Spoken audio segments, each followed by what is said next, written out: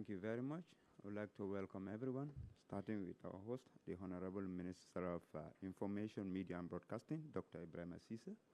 And we have the Permanent Secretary, Minister of Finance and Economic Affairs, Mr. Babukar Job, and our able Director General of the Gambia Information and Communication Technology Agency, Professor Dr. Abdul Karim Jala. We have DPS Kinte from the Ministry of Information, Media and Broadcasting, Deputy Director of Information Services, Mr. Njai, Principal Information Officer, Department of Information Service, Madi Basila, colleagues from the media, ladies and gentlemen, it's an honor to have you today for another edition of the Gambia government's monthly or regular press conference. We'll start with the Honorable Minister of Information, Media and Broadcasting to give us a roundup of updates on the achievements and progress the Gambia government made in delivering its services to citizens since our last press conference. Honorable Minister, welcome. Thank you very much, Mr. Chair, and good morning, ladies and gentlemen of the press. Good morning, our guests who are here today to be part of this press conference today. We start with Mr. PS, Permanent Secretary Job from the Ministry of Finance and Economic Affairs to give us an update of the economic situation. We all know that the budget is currently being debated in the National Assembly. I think the budget statement will be done on Friday. We have also GIEPA, the Gambia ICT agency. As we all know, we're in a digitized world now. Every sector has to go digital, and they are the agency tasked with that job to ensure that Gambia also goes digital. Our digital transformation is smooth and seamless. Now, you said updates. Yes, there are updates. I think this is going to be our last press conference for 2024. It's been a very good year. We've had very good and successful press conferences. I think the updates will be generally nationally. We all know there has been an explosion of development in 2024, starting from last year, in every sector. I think starting with the security situation, the country has been very stable compared to other countries in the sub-region. The security situation was also stable. Politically, it's been a very stable political environment. These are facts. This is backed by empirical evidence that one of the most stable countries today, politically, socially, it's the Gambia.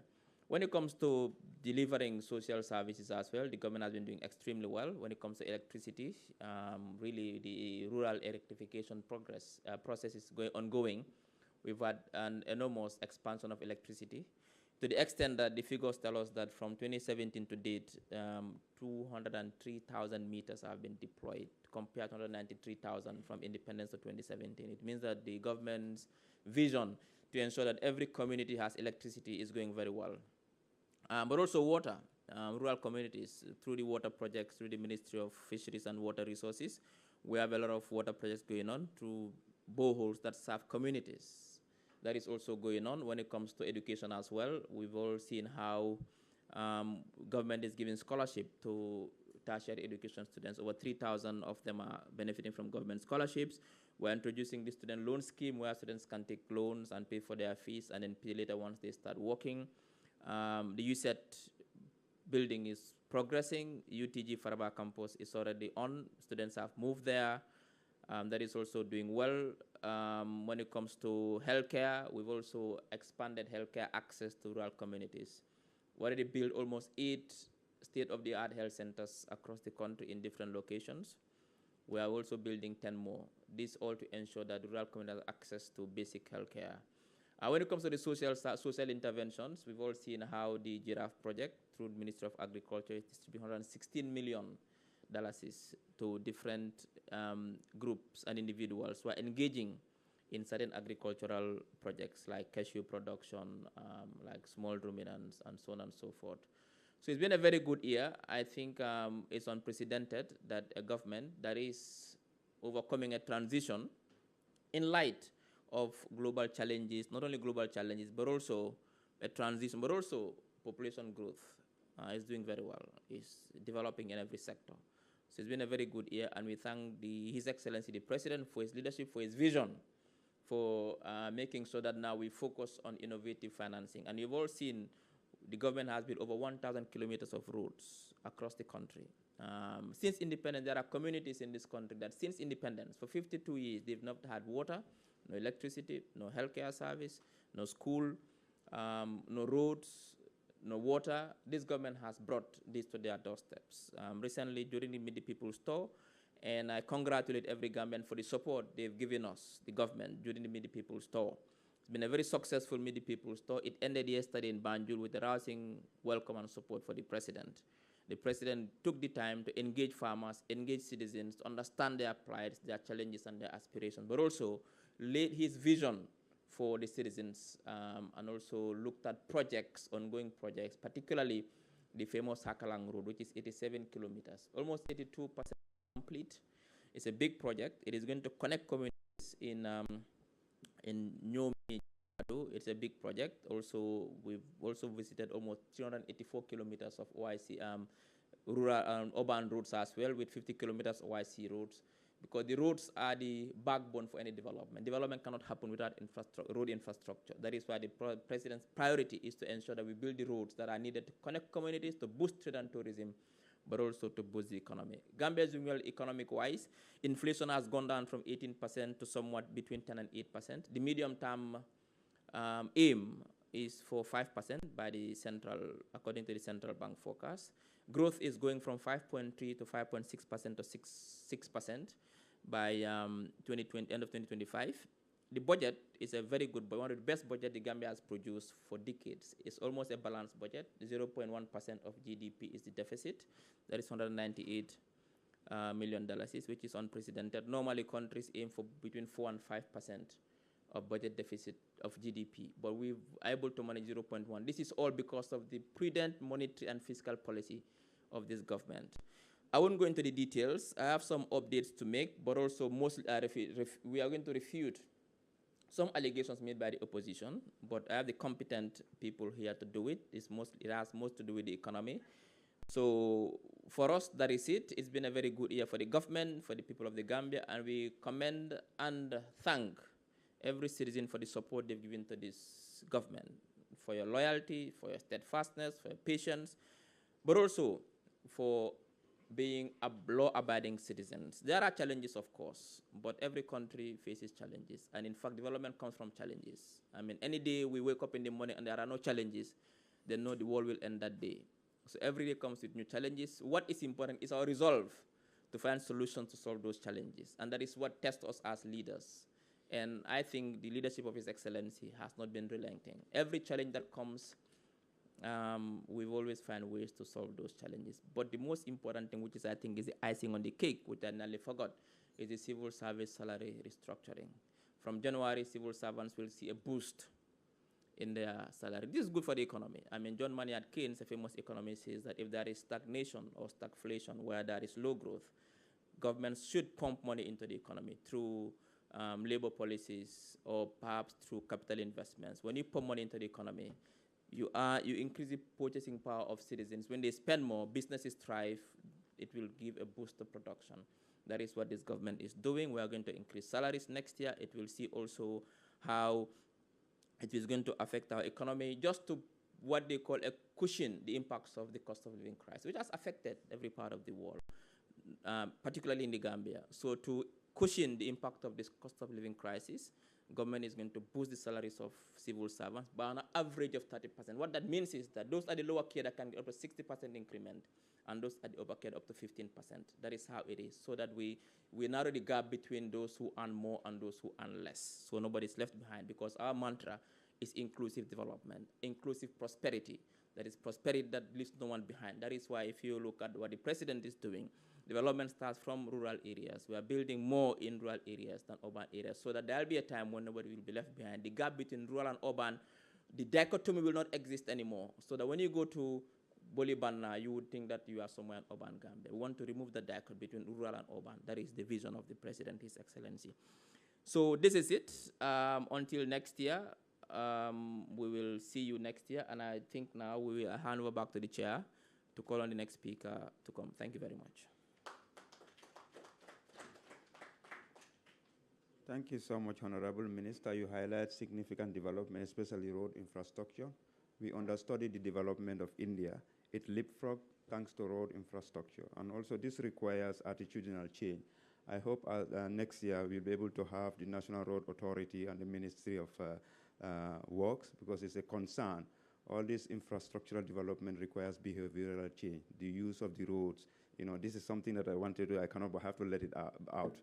Let's respect zebra crossing and the rules. All this new traffic, there are rules, and I think the Ministry of Works and the Road Authority needs an aggressive sensitization on the road. Respect zebra crossing. This is a message that cannot wait till next year. When you see people around the zebra crossing, no matter, except you're an ambulance or police or emergency, stop and allow pedestrians to cross and slow down near public infrastructure, be it schools, hospitals. And these are the rules that we have to amplify this message. We don't need to wait. So it is for the citizens, but we have to also adjust and realize this important development. On that note, I'll cross over to the Permanent Secretary, Babu Karjob, from the Ministry of Finance and Economic Affairs, to educate us on the steps taken in addressing our economic transformation. Thank you.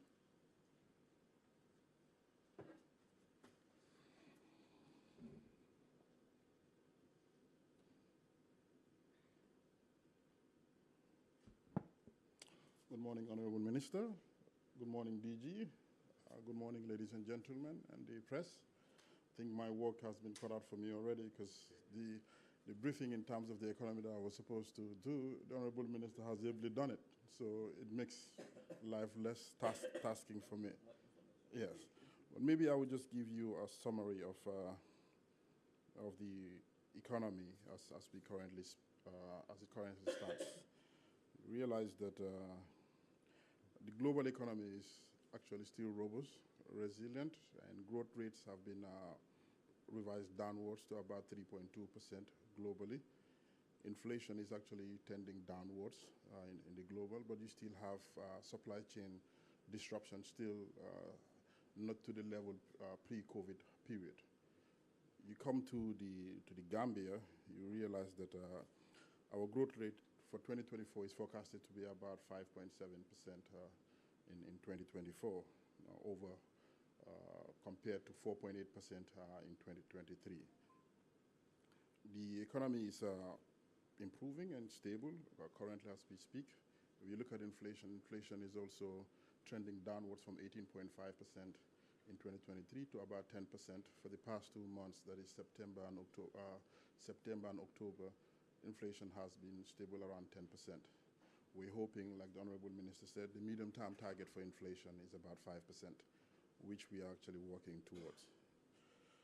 On the side of the industrial sector, you realize that the sector is driven mainly by construction over the past years. It's estimated to register growth of about 0.8%, just under 1%. And the slowdown is mainly due to the completion of many high-impact projects. You've seen the Battle-Harden Highway. We are currently working on the next phase of the Battle-Harden Highway, which is phase 3, which is the side roads. I know a lot of people have been asking about whether the Battle-Harden Highway will just be left like that, but the phase 3 will look at the side roads as well. Hopefully, early next year, we'll kickstart on that project. In terms of an agricultural sector, you see that there is expected growth for about 6.6% in 2024. If you come along the lines of the finances of the government, the revenue mobilized for the first 9 months of the year, tax revenues amounted to about 13.2 billion, sort of a 3.4% increase over the projection. You also realize that we have also surpassed our non-tax, our target for that period. Expenditure, on the other hand, has been particularly difficult this year, owing to the fact that we had the OIC. We also had interventions that we had to do in NAWEC. Close to $20 million was actually pumped into NAWEC to at least cushion any potential tariff increment that would have actually happened. So that has actually led to our expenditure going beyond what was actually forecasted. We are looking at about 4.5 billion as at the end of this year. Most likely it will hover around $5 billion along those lines. So In terms of the broad categories of the macroeconomy, I believe recently the central bank had a recent MPC where the policy rate is actually still maintained at 17%. But you will also realize that monetary policy has also been very tight to make sure that at least inflation doesn't go out of control. So, Honorable Minister, I believe these are just some of the major issues that have actually transpired for the first 11 months of the year, and I'm open to further questions. Okay, thank you very much. You can stay around. If you have any questions for the Honorable peers, feel free to ask. I know for the average citizen, all these figures are dry. All they want to, when they go to the market, they feel it. That's what they want to understand. No, maybe let me touch on the issue that the Honorable Minister has actually mentioned, that it's regarding salaries. Yes, we would increase salaries of civil servants next year, and you realize that those that what we call grade 1, starting their basic salary would increase to over, on average, to over about 75%. So what you have is a cascading in terms of as you go higher in the grading system, the percentage increment is actually reduced. This is also to address what we call to address the equity aspect of things. So you don't, what you hear is 30% increase, but the 30% is not 30% for every grade. So you have a higher percentage growth for those who are at the low end, which is grade 1, 75%, to the level of grade 12, you see around 20% increment on their basic salary. So that's what is actually happening. So salary increment would definitely take place next year. Okay. Your name and media organization. Thank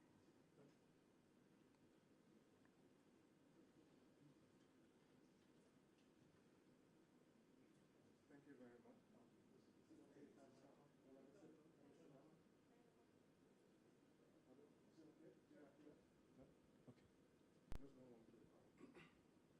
Upscale my colleagues. Okay, thank you very much. My name is Yusef Taylor for Askan We Media. My question is with regards to the issue of, that you've talked about this inflation, but we have observed that food inflation is still in double figures, if I'm not mistaken. Food inflation, which is one of the biggest problems that people are facing in this country. So if you can please talk to that issue and how the government is performing with regards to food inflation. Also, you talk about the issue of, for example, the salaries. Perhaps you can give us the proper breakdown. We really appreciate that, you know, you've given us even further information, because what is out there from the minister's speech was just 30%. So if we can have a breakdown of each of these salary, is it pay scale grades? You know, you said 75 and then up to down to 20 at the top. So please, if you can kindly highlight that. Then I would want to put it to you that unemployment amongst young people is almost 50%, which is showing an increase in unemployment. More people are out of jobs in this country from the previous administration of Yahya Jammeh to this current administration of President Adama Barrow. Now, this government has pledged to create 150,000 jobs. Of course, I know Ministry of Trade are the one who are looking at this. But this reflects that maybe the economy, as we are saying, is not as stable, and it is not really, really where we want it to be. What is your benchmark when you say Gambian economy, perhaps that's the doctor, is one of the most stable in the region? What is your benchmark, sir? Okay, I think I will address the first issue with regards to inflation. I think in terms of specifically on food inflation, you will realize that most of what we consume is not produced in the country. And so that aspect of it, you are importing what is actually over 80% or 90% of what is consumed in the country is not actually grown in the country. So those things are actually at a high percentage of what you are consuming. So you are importing that aspect of it. Unless and until that we grow and eat what is it actually produced here, you will not make that much impact. So you are at the mercy of the importation and also the challenges that we are having in terms of trying to expand on the port. So that is also affecting prices. What government is actually doing vis-a-vis that is to make sure that at least, and that you've seen in terms of various private sectors that have actually entered into rice, which is our staple food. A lot of investment is in the area of rice so that at least we reduce the extent to which we are importing rice into the country.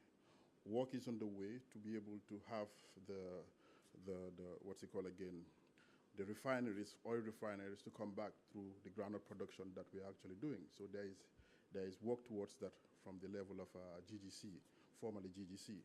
So along the lines of that, you see that in the medium term, you're expecting to have a reduction in terms of inflation along those lines. Aside from that, you also mentioned, what was the second question? On the salary component, the salary component of things. Yes, we would share. Once we are having the budget speech on Friday, after that we will also maybe publish the new pay scale that government is actually going to implement in 2025. What I can tell you is that right now what a grade 1 is currently earning is around $3,500. What we are expecting in 2025, we do not expect anyone who's in civil service at the level of grade 1.1, that's the lowest grade, grade 1.1, to be earning anything less than $6,000.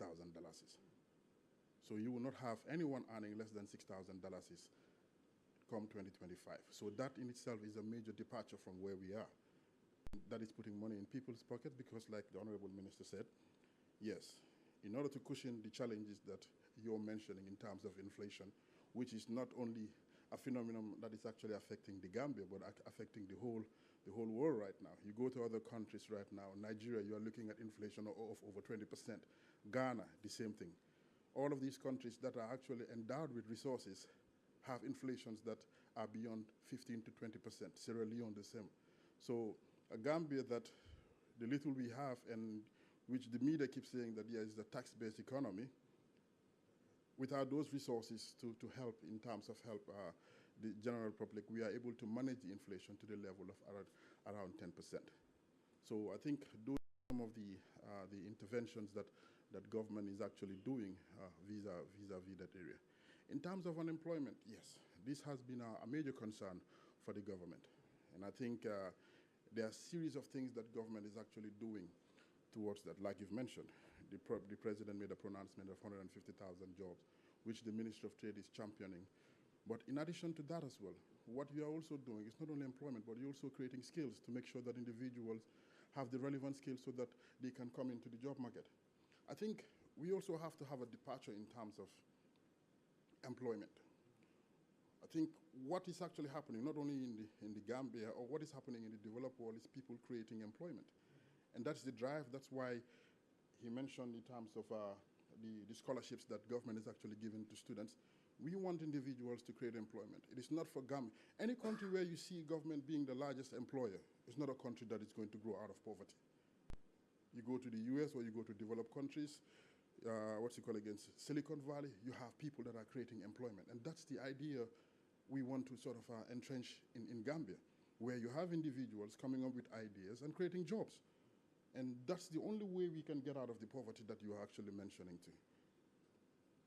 So the idea is not for us to look for where government or maybe a private sector gets in, but individuals, empower them that if they want to start up businesses, you have incubating centers that can actually formulate them to be able to create employment not only for themselves, but also for others as well. So I think that's the notion that we are actually working towards, and the Ministry of Trade is championing that with also development through the Ministry of Higher Education, Science and Research. Honorable Minister, you wanted to mention? Yes, I wanted to just buttress on what you are saying for Gambians to understand that the labor market is a bit complex in the Gambia, in the sense that it's not the absence of employment, it's absence of data. Today, currently, nobody can tell me the unemployment rate in this country, because unemployment is measured at the number of people looking for a job at a particular period of time and they are to work. That is how you measure unemployment rate. It's not people who are sitting at home. You are sitting at home, not looking for a job, not ready to work. You are not unemployed in the technical term of, if you technically define unemployment. Now, the government had promised through the labor policy to provide 150,000 jobs. I think if we are not very close to it, we should be achieving that. What is missing is the data. That is why currently there are systems being built to harvest the data. We are going to look at the social security. We are looking at new bank accounts, new companies created. We are harvesting the data to know, based on the policies, how much jobs have been created, both in the private sector, but also in the public sector. And that is important. So the lack of data is the problem. But basically, there are many Gambians who are in a state of waiting to travel. They're not looking for jobs. So they're not unemployed. You cannot count them as unemployed because they don't want to work. I said, there are many, today, if you look at most of NAWEC, these diggings, they're bringing foreigners from outside. Today we are building hospitals in rural, it's the Burkina Faso who work and the Sierra Leoneans. So, and also the skill sets. There are people here, they're looking for people to employ. They cannot get anybody to employ because they cannot match the skill set. That is why government is investing in skills building. That is why we open Demban. That is why we open Kanila. That is why we open Mansakonko. That is why we open Basse. To make sure we build the skills of young people to go into many different sectors. The green economy is boosting. The blue economy is there. So young people have to go and learn the skills. Because even if investors come to this country, when they want to employ people, they want to employ the right skill set. If you don't get the skill, they cannot employ you. So what is missing is the data. And that is two data. One, how many people are looking for a job on a daily basis? How many people are dropping their CVs? And in terms of the skill set, there's a mismatch between what the industry is looking for and what the labor market is supplying. That is why there should be a kind of a coordination between industry and government and academia. That is training. We provide the training. We don't understand what the labor market wants, not only today, but also in the future, because it's dynamic. The labor market is dynamic. You can go and train yourself as an accountant today. Before you finish your accountancy 4 years, we are going to AI.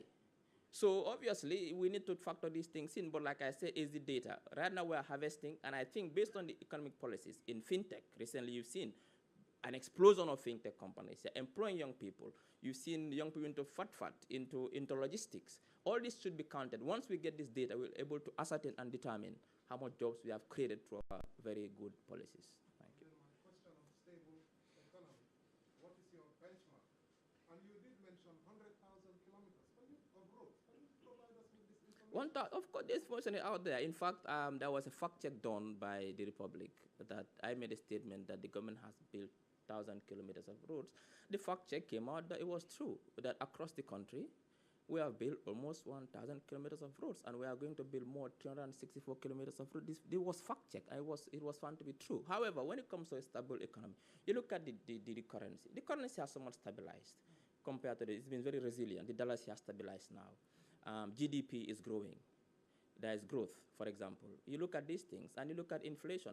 Inflation has been stabilizing as well. So obviously, there's a correlation between labor market and stable economy, because when you provide labor, you boost GDP. However, it is not 100% determination.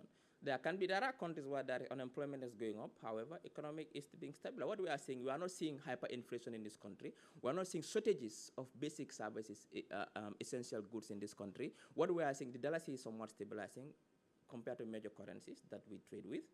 That the GDP is growing. So obviously, food essentials have been stabilizing. Our economy is growing. We are not seeing any shortage in the country. So somewhat, compared to the sub-region, our economy is really doing well. I think maybe let me touch on something that he actually mentioned regarding data. And this is where I would also implore, it's not only government, but the whole country. Because we recently just did a population and housing census. And it was really, really, really tough for people to cooperate with the Gambia Bureau of Statistics to get this data. Right now, we are conducting an economic census. And this is the information that we need. You're talking about fact check. If individuals and people do not participate in this exercise, it becomes extremely difficult for you to be able to use data to make policy. And this is why we want people to actually cooperate with government, i.e. here, the Gambia Bureau of Statistics, so that at least we can have basic data that we can actually use. You're asking him right now in terms of what is the road infrastructure that government has built. The information is there. We are creating platforms that you don't even need to ask him. All you need to go do is actually go to the system and look at exactly what government has done at any point in time. All of these things are actually under construction. One of the things, and I will say it here, that And I'm happy that the Honorable Minister has taken this on board since he took office.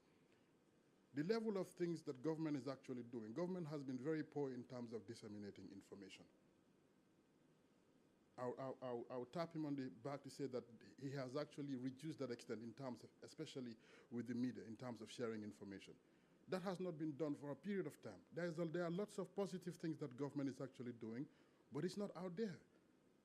So the important thing is for us to be able to share this to the general public, to say that this is what we are doing. And we don't mind critiques.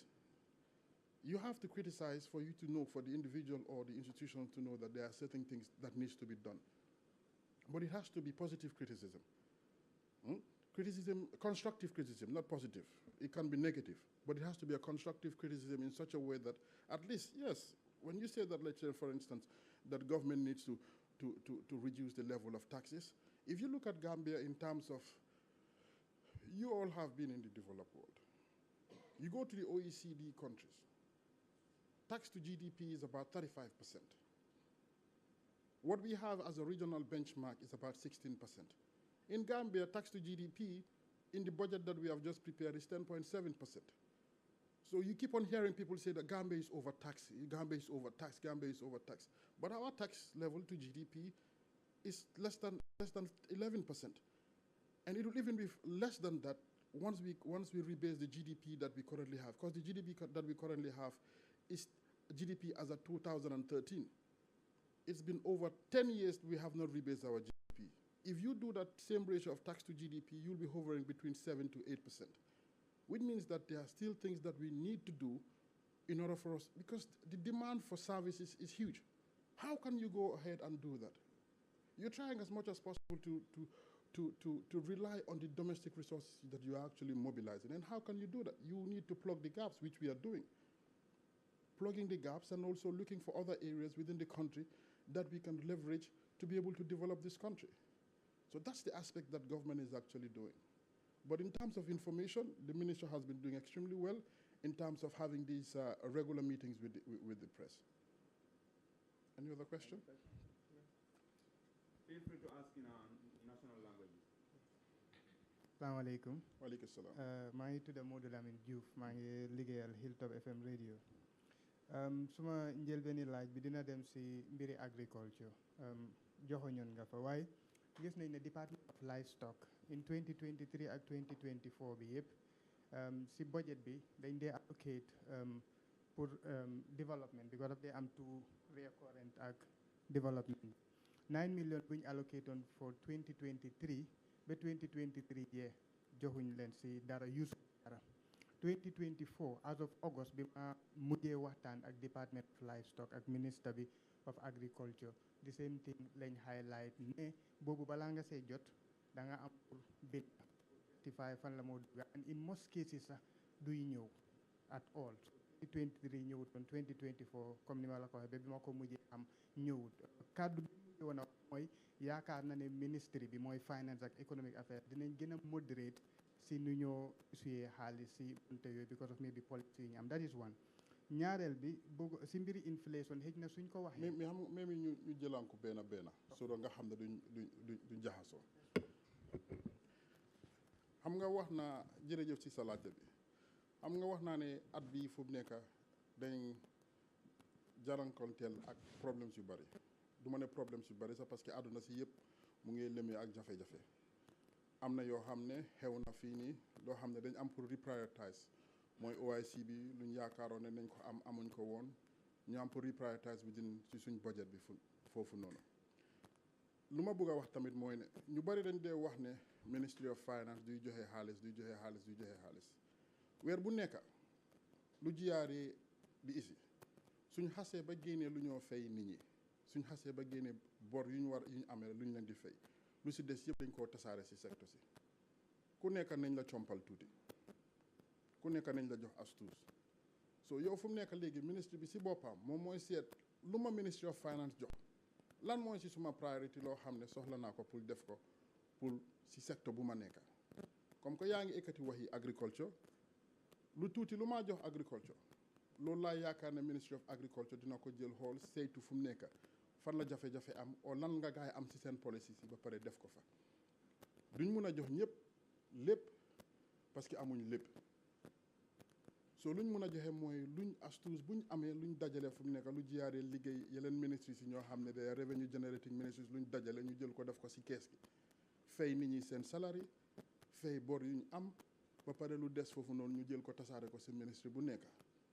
noonu la budget bi di doxee waa di nga dégg nag ne waa ministre of finance joxuñu xaalis amul benn ministre boo xam ne dina dem weer te joxuñ ko dara ministre bu nekk nañ jël lu mu bon teg dara si sa loxo di nga ne nag ndax lu ñu leen di jox doy na te foofu laa wax ne musut a doy parce que problème si nit ñi di jànkanteel bis bu nekk bari boo xam ne amuñ loolu tax fu mu nekk ñu ngi def lu ñoo ooyee domestic resource mobilisation assessment pour seet fu mu nekk si dëkk bi yëpp fu mu nekk fan la ñoo mun a saytoo fu ne pour mun a am xaalis boo xam ne dinañ ko mun a am pour pare mun a dimbale nit ñi si jafe-jafe yi ñoo jànkoonteel mun ngaa dem si sa ñaareeli laajte bi. suma ñaareeli laajte bi ba léegi si mbiri agriculture bi la mooy ne suñu xoolee minister of finance waxoon na ne daanaka Gambia daf di dugal $1 billion si pour subsidize fertilizer bi ak faatna boobu noonu tey ñun at bu nekk dañ dee import xar ak béy pour su tabaski di waaj a jot even though am nañ di small ruminant project but gisaguñ impact bi noonu ba nga xamante dina mun a solve that problem naka lañ dee prioritiser fan lan la ñoo subsidize ak lan lañ dut because xar yi ñu ngi ko import still te mu ngi nekk jafe-jafe waaye ñu ngi am billion boo xamante ne mu ngi dugal si fertilizer naka lañ mun a leeralee faat na boobu xam naa li nga wax foofu noonu xëy na tamit nañ soxla ndimbal si mooy yow tudda nga ko léegi nii ay small ruminant bon yii yëpp dañ tàmbale luñ tàmbale yàggut so dina jël time ba nga xam ne di impact di nga ko doole bi di nga ko yëg yu ñoo subsidize fu mu nekk du fertilizer rek ñu ngi subsidize fertilizer ñu ngi subsidize naka tuddaati sa groundnut naka selling price bi soo bàyyee xel fu mu nekk de président bi wax na ne fu mu nekk maa ngi dégg ñu ngi wax ne waa président bi lu tax yokku ko 38,000 boobu noonu wante soo demee next door Sénégal mu ngi jaayee $35,075 loolu laa fay farmers am yi even though président bi yokku ko wante level bu mu nekk right now 38,000 bu ñu moon defoon this year it's still better moo gën lanaa nekk si suñ next door te ñun suñ yéene mooy képp koo xam ne mu ngi jaay gerte si biir dëkk bi sa gerte gi ñu jënd ko te price bu ñu ko jëndee mooy fanweeri junne ak juróom-ñetti fanweer ak juróom-ñetti junne loolu lañ ko bëgg a jëndee so am na jafe-jafe yu bari mun ngaa criticize government xaaji government lu bari wante am na tamit dégg ñu wax dégg neex yàlla su dara nit ki su defee lu baax nel ko ne jaajëf small ruminants bi nga wax fu mu nekk nii xam naa ne dinañ si jël ay jéego parce que luñ bëgg a fu mu nekk mooy not only pour nekk ñu nekk di import xar yeeg yooyu noonu from Sénégal wala Mali dañ ko def fii nii am na ñoo xam ne yàgg nañ di si liggéey dañ war a saytuwaat fu mu nekk léegi dañ ministre bi mu ngi see dox ay jéego pour seet fu mu nekk naka la ñuy mun a suxalee fu mu nekk ba nga xam ne muy béy muy naka turaati sax muy xar muy maam yëpp ñoo xam ne mu si biir dëkk gi mun nañ ko am si biir dëkk gi te loolu mooy fu mu nekk mooy li nga wax nii ñu ngi wax affaire yi employment fii la nag soo seetee foo xam ne am na gaab yow fu mu nekk li nga mun a def mooy dugga si foofu noonu ñu seet naka la government mooy li nga projets yi nii yëpp mooy dem pour xeetali nit ñi ministre bi mention na ko ay jiraaf ak yi nii yëpp di projets yi yëpp mooy pour xeetali ay nit te fee nekkuloo si nag mënuloo toog nag nekk si sa yaataay yumbee ne na government bi daf laa mun a dimbale te ñëwuloo fu mu nekk na nga soxla ndimbal. mun naa jël suma last question su dee keneen amul just one last one ok so fi ma tëjee la jërëjëf si tontu yi so far mooy si xëy na suñu waxee inflation pour suma maam bi nekk si kër bi moom mun ta xam baat boobu waaye li wér mooy suñ demee si béréb yi yenn si price yi yokku nañ so ñun maybe dinañ laaj si loolu nekkoon inflation rate bi mu ngay jóg suñ xoolee ci faat na boobu benn réew bu sës ci ñun muy Sénégal boobu laa bëgg a wéeru right now mostly dañ dee gis ne seen CFA bi daf dee éeg si kaw dalasi bi ba recently nii ñuy wax te loolu daf dee am njeexantal because of suñ jëflante ak Sénégal mostly suñ nit ñi dinañ dem foofu di fa jënd ji bagage waaye CFA bi always mu ngi si kaw dalasi ba pare soo duggee si biir réew mi fii am naa waxtaan ak fii si secteur bi CFA bi sax daf dee dem ba ñu préfère ko si biir Gambia fii dan dalasi soo demee si Ferries am nañ CFA account soo amee number plate Sénégal da ngaa fay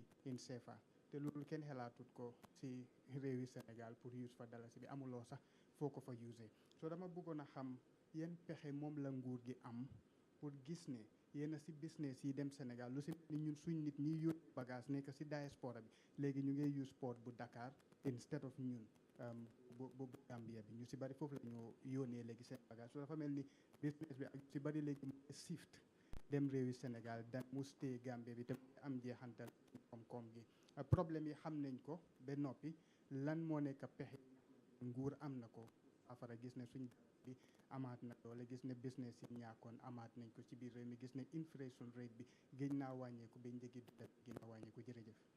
jërëjëf si laajte boobu noonu li nga laajte lu am solo la parce que ñun ñëpp fu mu nekk moom moo ñu itteel lépp loo xam ne mu ngi génne sa poos di dem si li nga lifin si li nga jënd gis nga ne ab yokkute am na si di nga bàyyi xel ne temps yële rek government dugg na am na agreement am na accord ak femme bu ñëwee Albarak moom mooy seet naka la ñoo jéem a defaree port bi ba nga xam nga luy problème bi Gambia yàgg naa ñi na yomba ñu bari sax soo ko fàttale ko si ay at sénégalais yu bari nañoo ñëw jënd seen bagage yi si Gambia loolu lu ko waroon mooy suñ port bi was efficient soo isee bagage balaa ñu ne xefa xifi nga génnee nga sa bagage dam def li nga jaay jafe-jafe bu ñoo gàllankoor mooy ne parce que population baa ngay yokk nit yaa ngay yokk macha allah te nit ñi suñ yokkoo seen laajte seen demande dafa yokk te ñun loolu noonu yëpp bu moo xew mooy fexewuñ tamit pour yokk port bi population bi lu mu nekkoon 10 years ago wala 20 years ago at lu mu nekk léegi du benn soo nit yi ñu ngee laajte moo ba pare su fekkee ne loolu ngay xew fu dafa mel ni lopitaan bi rek nga am benn RVTH lopitaan su fekkee ne government bi dafa tegoon si RVTH lopitaan te dëkk baa ngay yokku di dem ba base te defuloo foofu noonu bari ñëpp dañoo ñëw Banjul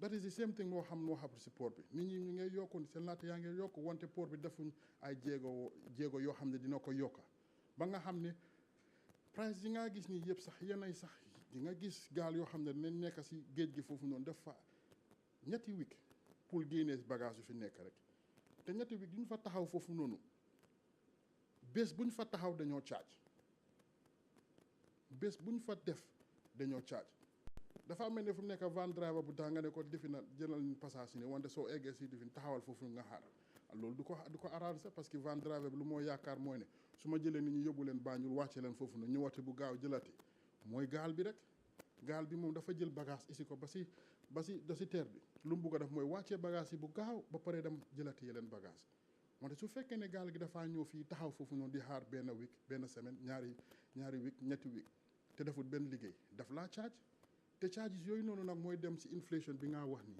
di si yokkute bagage yi parce que ku fa lu mu fa teg bés bu mu fa teg loo xam ne mënoon naa ko wàccee bagage yi daf la koo charge so loolu tax government gis na loolu noonu ne gis na jafe-jafe boobu noonu ne fu mu nekk naka la ñoo def pour yokka port bi bu gaaw ba nga xam ne gaal bu ñëw rek dina mën a ñëw wàccee bagage yi dem yoonam te amuñ foofu rek xam nga lu ñu ne lu nekk Banjul la wante amuñ foofu dañoo ne fu mu nekk sax saañang sax fu mu nekk ñu ngi seet naka la ñoo def pour am saañang port soo yii nii yëpp xam naa ne ñu bari yàkkamti de parce que yaa ngi gis improvement wante yaa ngi yàkkamti pour gis results yi lii yëpp si ay diiri jamono dinañ ko toog di ko waxtaanee ne nii yëpp dina passé so foofu laa mun a wax si in terms of Sénégal nag seen price bi lu ñu war a understand tamit mooy Gambia ñun suñu exchange rate bi is a floating exchange rate ñun peeguñ dara soo gisee ñun ñu mun a soo bàyyee xel jarul maa leen ko wax sax léegi nii soo leen paree rek dugaleen si internet bi ngeen seet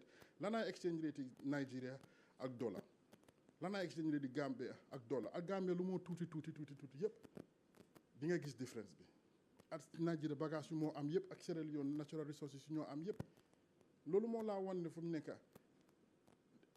du ma nee déggaraay bi sax wante jàmbaar yaa bu nekk si nit ñi liggéey si biir government bi pour jéem a make sure ne at least lu ministre bi di wax inflation to them out of control wante Sénégal ñoom seen currency bi is pegged to the euro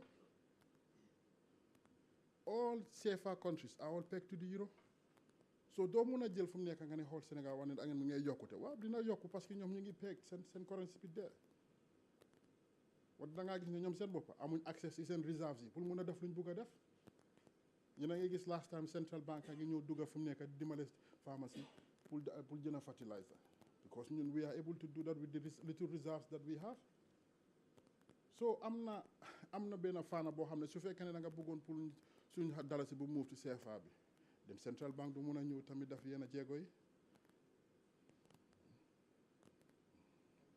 I hope ne loolu tontu na sa laajte bi. jërëjëf thank you.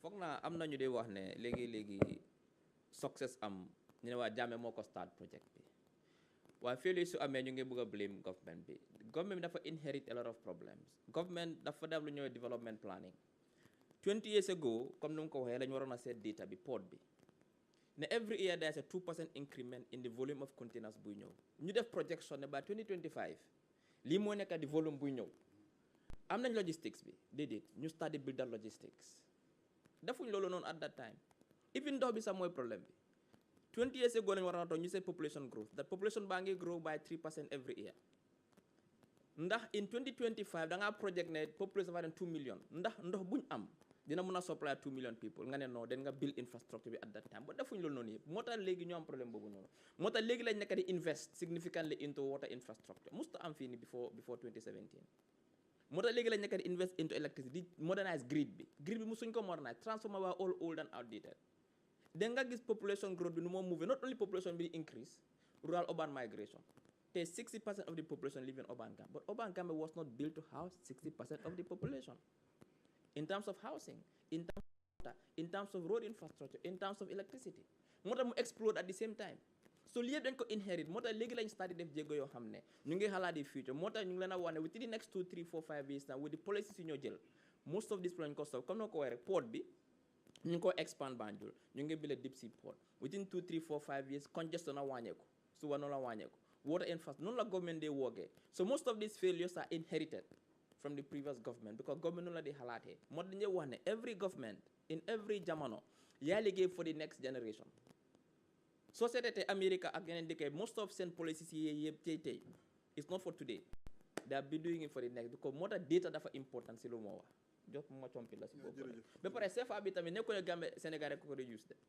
most countries in the sub-region and lu nga ko wax is pegged to the euro moo tax mu am advantage over the dalasi te nu nga ko wax it's pegged Gambia ñu dañ peg suñ duñ de we leave it dañ ko float mooy ne depends on demand and supply moo de affect currency bi thank you ñu ngi ma remind ne CFA account bi si ferries and the fact that ñu ngi use CFA si suñ géej bi pour jënd fa jën loolu man dem naa bi foofu te jokkoo naa si sax ak nguur gi pour wax leen ne léegi jën bu baax su génnee dañoo préfère pour jaay ko si CFA dan ñu jaay ko si dalasi si biir réew mi fii nii xaw ma naka nga jàngatee loolu ak the fact ne we have CFA account si ferry bi tamit. waaw loolu nga xam nga tamit nguur gu nekk dafa am yenn yu moo seet pour la nu moo rataxalee digganteem ak dëkkandoor and si yooyu si rataxal digganteem bi ak suñ dëkkandoor rek la soo fu nga dikka right now du càggee ne di sa dëkkandoor di yëpp xëy na di nga am mango boo xam ne guy mango buggee duggee daanu sa kër te doo ko jël jox ko am na yoo xam ne ñu ngi koo def pour jéem a rataxal suñ diggante ak suñ dëkkandoor la rek te yooyu tamit mu ñëw dimbale si yu bari so man foofu noonu tontu boobu noonu loolu la laajte boobu noonu loolu laa koo mën a tontu yëpp pour rataxal suñu diggante sa dëkkandoor koo xam ne daal mënuloo ba ilaa yow mi diin xam nga sa dëkkandoor fi nga dikka right now sax su la yàlla mayee as tuus xëy na di nga bëgg a ñëw dikka feleen dem jëndi kër feleen soo mun ngaa bàyyi sa dëkkandoor wante bii dëkkandoor boo xam ne ba ilaa yow mi diin la soo foog nga def loo xam ne dina rataxal diggante gi te yii yëpp si rataxal diggante bi la bokk.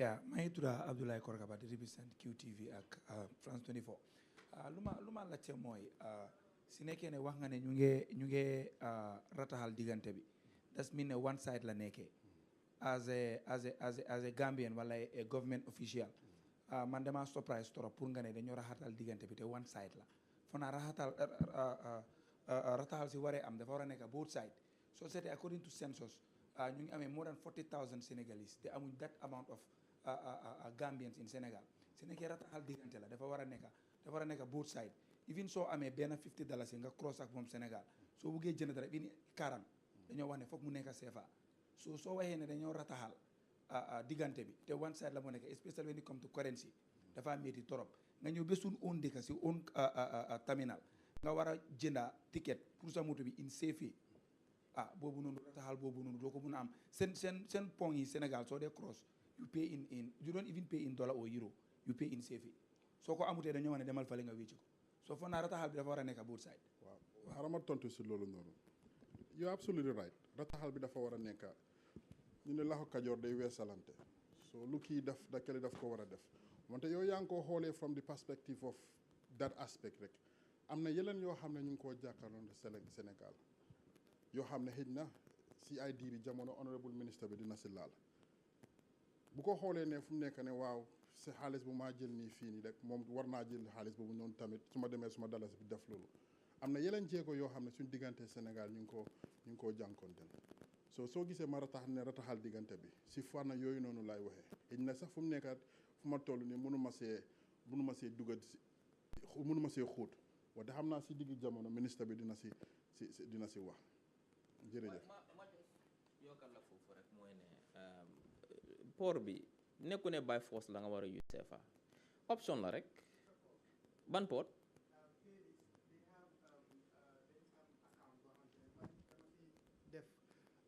ay gëstu yu leer ma dem laajte lan moo tax bi ko dama ànda journaliste boo xamante ne sénégalais la mu ñëw ak moto sénégalais biñ demee pour fay ma génnee dalasi ñu ne mënumaa fay dalasi si féeri bi foofu ma laajte lan moo tax ñu ne si jëmmi jamono sénégalais suñ ñëwaan ak seen moto dañ daan joxe léegi CFA suñ ko joxee ñi liggéey si féeri bi dañoo dem wecci ko dalasi so that exchange rate bi daf dee am little difference bi fa dee nekk waaye xaalis boobu duy ñëw si poosi nguur daf dee dugga si poosi ñi fa nekk so biñ xoolee gis ne li dee génn di dugga si poosi ñeneen te dugut si poosi nguur daf dee xala sakkan den ñoom ñu ñëw ak policy ne léegi number plate yi Sénégal su ñëwatee bu mu fay dalasi na fay si CFA so that ñoom ñu mun a maintain yëpp as a government nga xam ne amul tuuti bi ñëw si government leneen lu des si exchange rate bi dem si lii la gaay wax loolu strange na trop foog naan dañ fa àndaal loolu noonu baba lu ma xam mooy ne comme lu nekk airport security port rek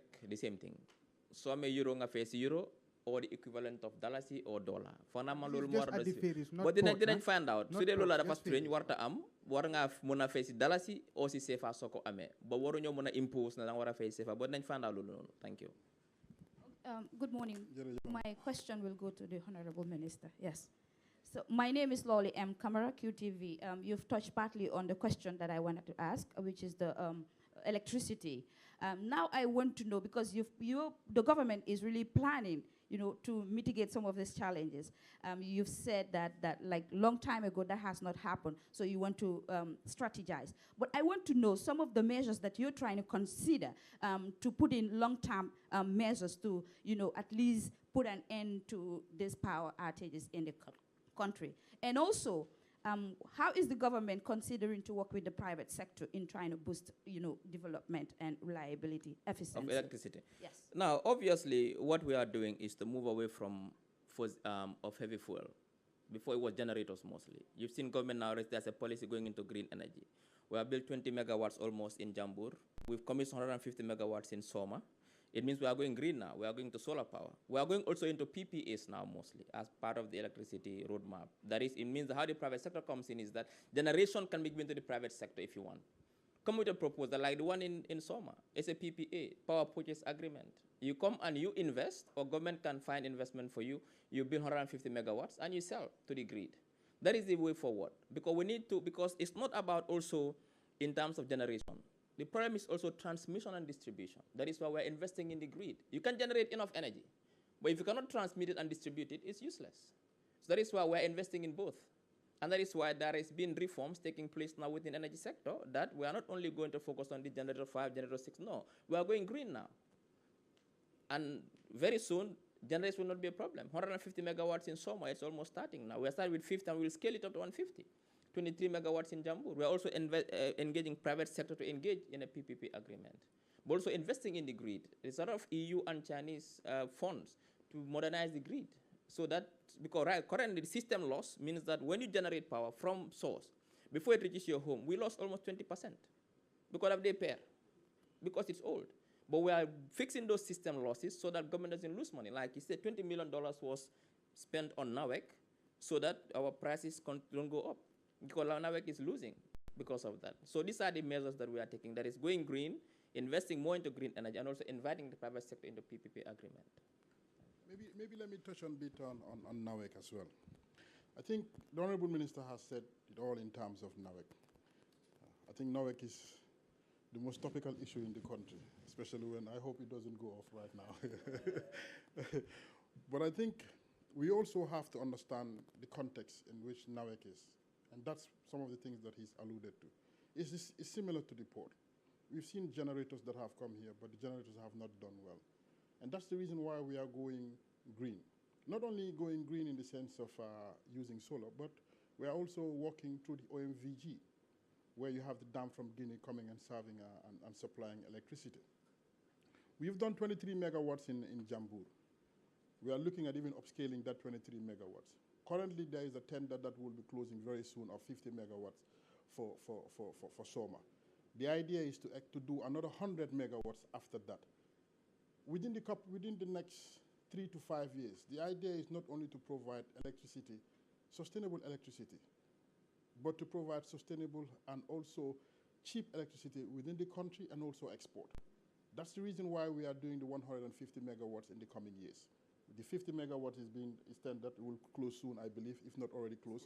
Yes, but we are doing a tender of 100 megawatts that will actually supplement. So you have the 100 and the 50 plus the 23 that will eventually upscale to maybe 50. The idea is to diversify energy, to have an energy mix. You have small of thermal, because you also need what we call a base load. You cannot just say that you're going to do a solar. You have to have a base load that others are actually relying on. And like he mentioned, the transmission and distribution lines have been there for a while, and that's the reason why you see most of our homes are encountering what we call low voltage. Maybe you have your fridge is not cooling or your AC is not functioning to the level, or you see the lights actually dimming. These are all because of the transmission and distribution network. We are losing close to 20% of anything that is generating through the loss in terms of transmission and distribution, obsolete transmission and distribution lines. And these are all things that require resources that government is actually investing in those areas to modernize the infrastructure. We have a lot of development partners that are actually helping us, the World Bank, the EU, the EIB. So we have all of these, the MCC. So all of these partners are working together for us to be able to resolve the issue.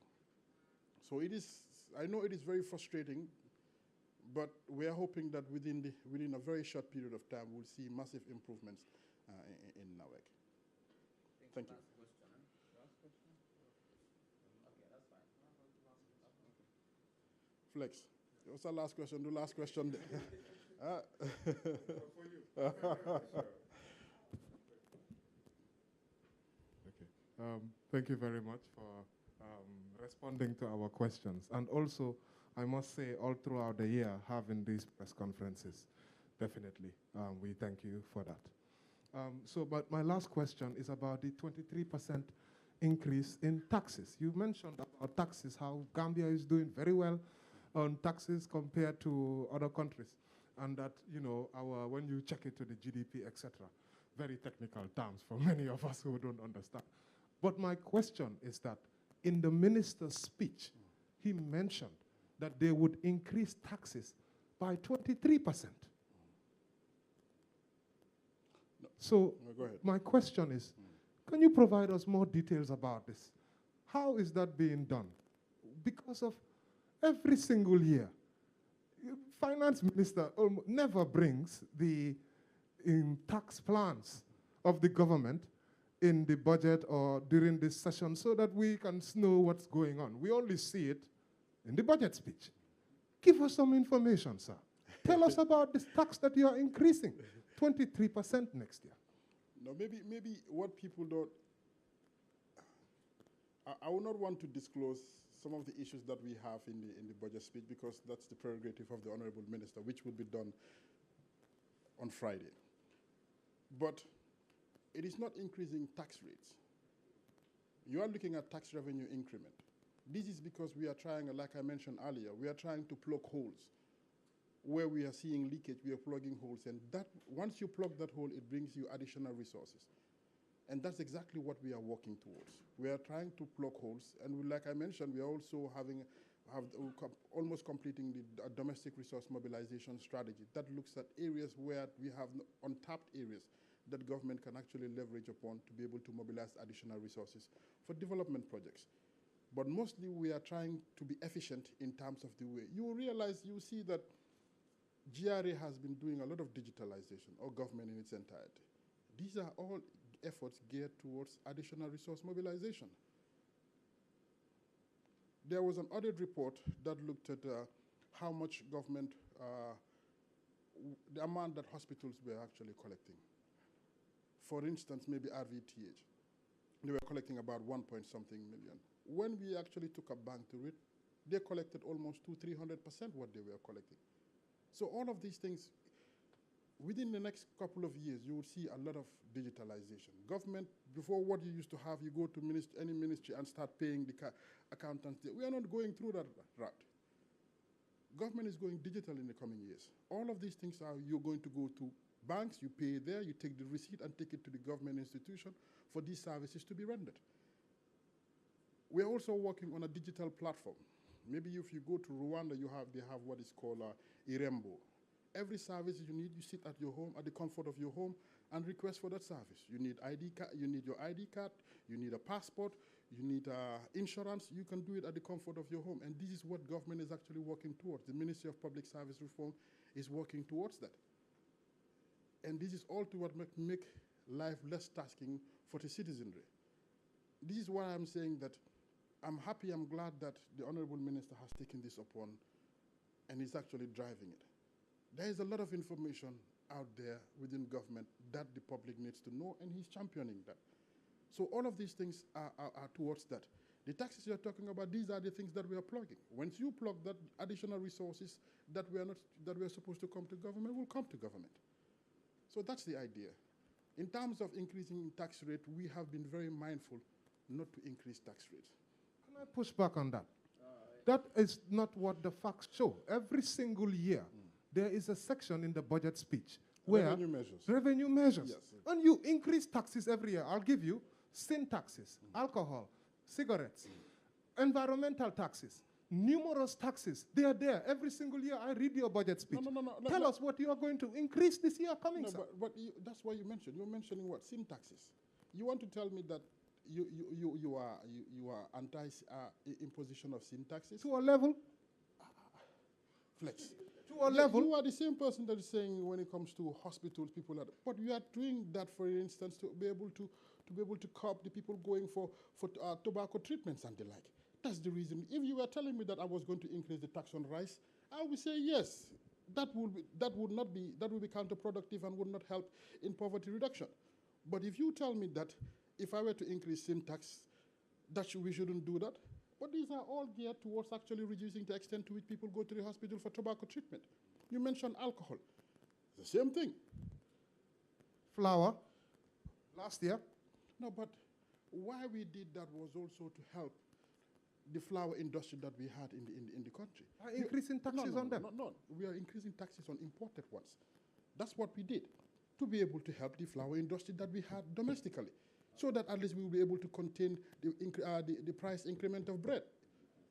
I'll have questions.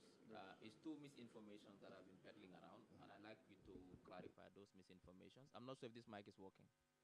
All right. One misinformation was peddled around by one.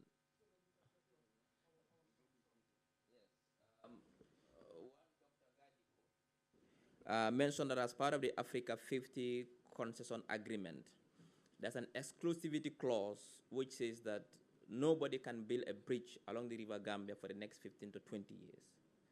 We want you to clarify that for us. The agreement is out, it's a public document.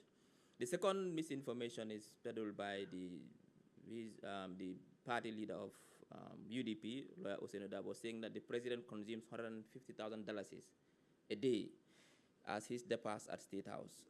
Can you also make clarifications to that as well? Those two misleading information, we'd like to clarify those. Thank you. Just bear with me just a second.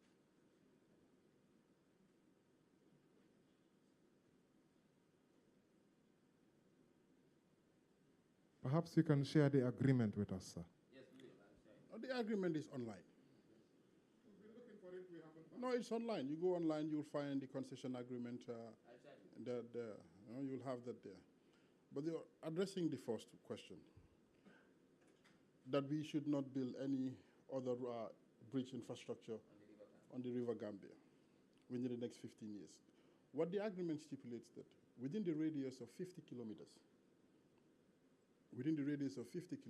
we cannot build a bridge, because this is an arrangement that government is also benefiting from. Government has 12.5% stake in the SPV that has been created. And the partner that we are dealing has 87.5%. You also don't want to build something that would actually undermine the revenue generation that eventually comes to government. So it stipulates that within a radius of 50 kilometers, until they recover the investment that they have, either 15 years, within the 15 years, or within a space of the 25 years, you cannot build a bridge there, a competing bridge that would actually undermine the revenue generation of the SPV. So that's what the agreement says. And that excludes the Banjul Bara? No, that excludes the Banjul Bara. If we had resources right now to build the Banjul Bara today, we'll build it.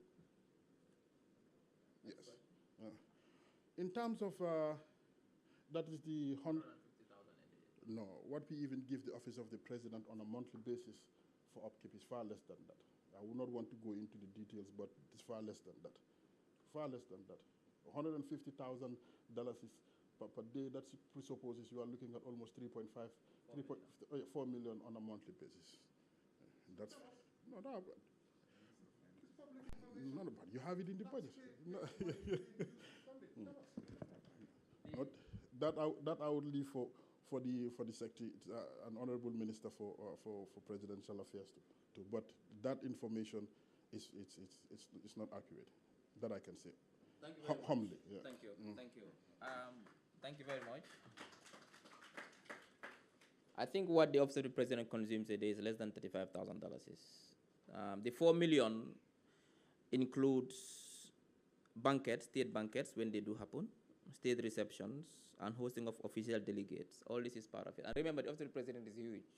People forget that the OVP is part of the office of the president.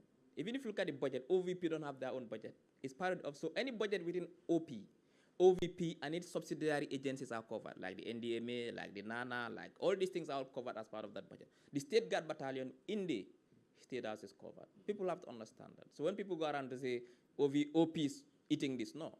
It includes OP, OVP, even the Meet the People store. They are saying 50 million. It's for 2 Meet the People store. The constituency says at least once. So we cater for 2. And it's been reduced to 40, so 2020, nothing has changed there. People say 200 million for entertainment. Independence is coming. 60 years Gambia, that is included in it. So people need to understand these things and context. We cannot just send figures out and start to mislead the public. And like as our office is open, whenever you need information, ask us and we'll provide that information. Thank you. Thank you so much, Minister. On that note, you talk about the Gambia at 60, and then we are celebrating 60 years next year already. Preparations in stage. We'll update you subsequently on the arrangements, and I'm glad to be part of that committee working on the media and advocacy. Sorry. Would you like to update something? Yeah. Let me just buttress.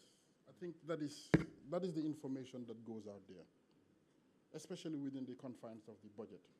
I think it doesn't flesh out all the institutions that are within the office of the president.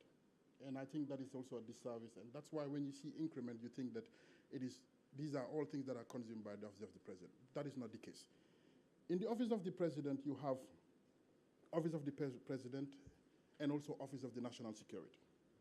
You come to Office of the Vice President, that falls under the budget of Office of the President. You have the Office of the Vice President, you have the National Aid Secretariat, you have the National Council for Civic Education, you have the State Intelligence Agency, you have Food Safety and Quality Authority, you have National Disaster Management Agency, you have National Nutrition Agency, you have National Population Commission, you have National Center for Coordination of Early Warning, you have the Social Protection Secretariat. All of these institutions are under the Office of the President.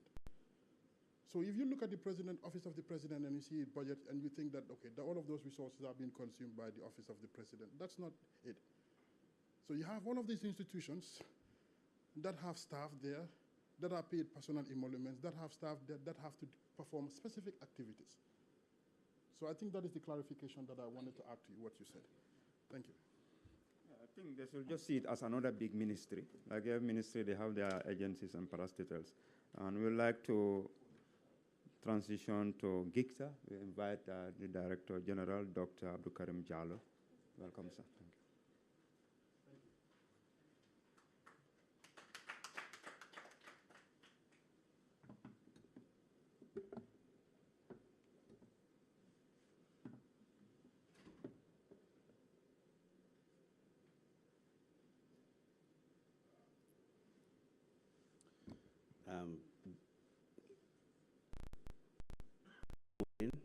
It is a great pleasure to be with you here today. I want to thank the Honorable Minister for Information, Media and Broadcasting Services for giving us the opportunity to be with you here. And I also recognize